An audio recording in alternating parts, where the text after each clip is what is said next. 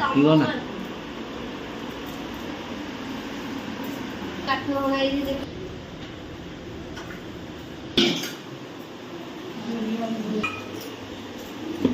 ଏଇଟା ହଉଛି ମାଛ ତରକାରୀ ପାଇଁ।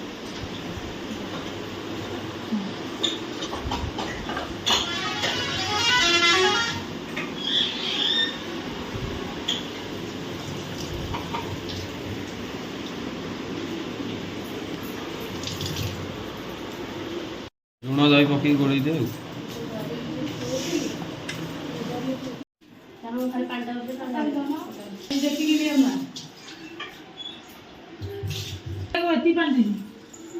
ହଁ ସେ ଖାଲି ପାଣିଟା ତ ଖାଲି ବାମ୍ଫର ଇଏ ହବା ତ।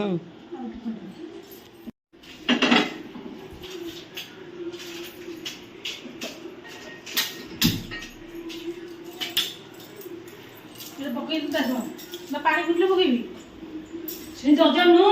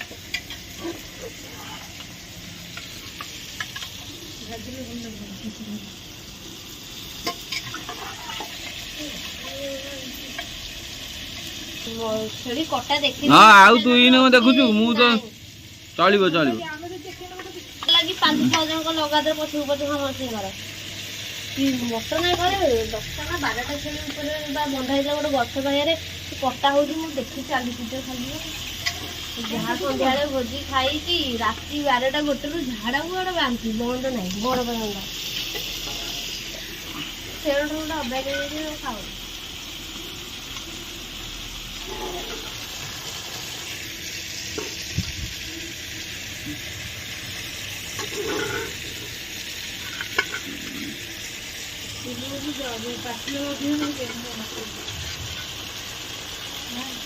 ସିଝିଗଲେ ଇଏ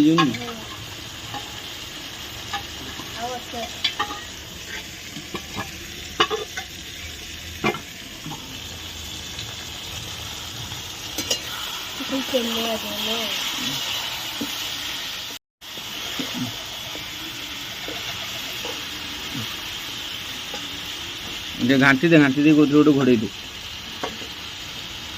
ମଟନ ଟା ସିଝି ଯାଇଛି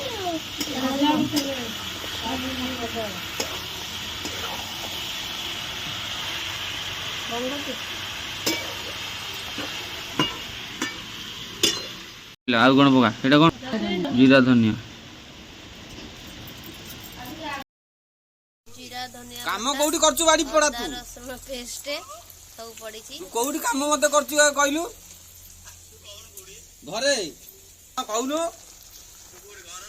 ଘରେ ଆସେ ମଟନ ଖାଇବୁ ତମ ବାର୍ଥଡେ ଅଛି ଅଛି ମାନେ ତ ସେଠି ମନ କରିଦିଅ ଆଉ କଣ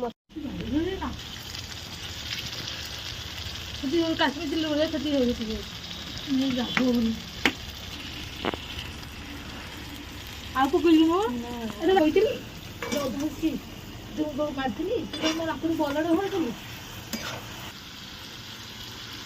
ମସଲା ପଡିଲା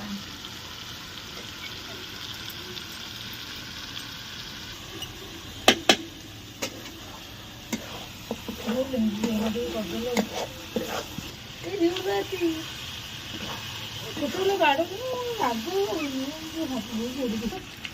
ଢି କରିଦେଲୁ ମାଗୁ ଢି କରିଦେଲୁ ମାଗୁ ଢି ହେଇଗଲୁ ଢି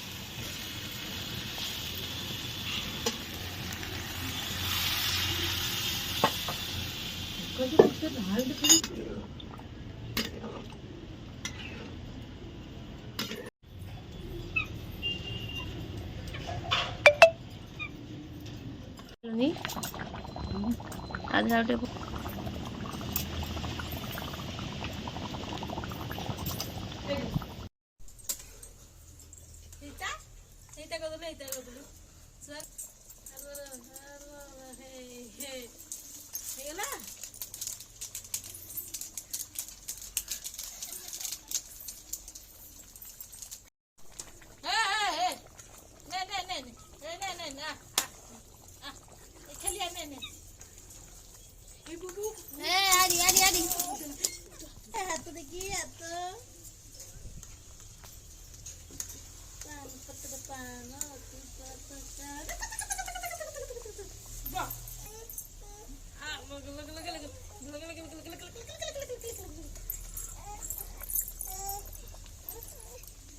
तुम मेडिसिन खाइब बस गो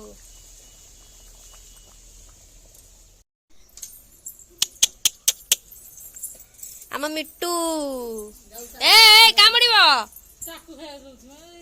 जा चल आजे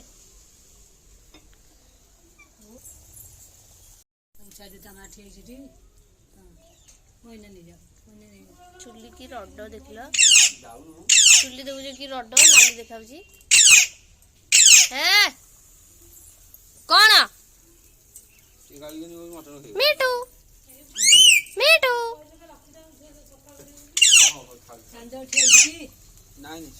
ସେମିତି କହିବୁନି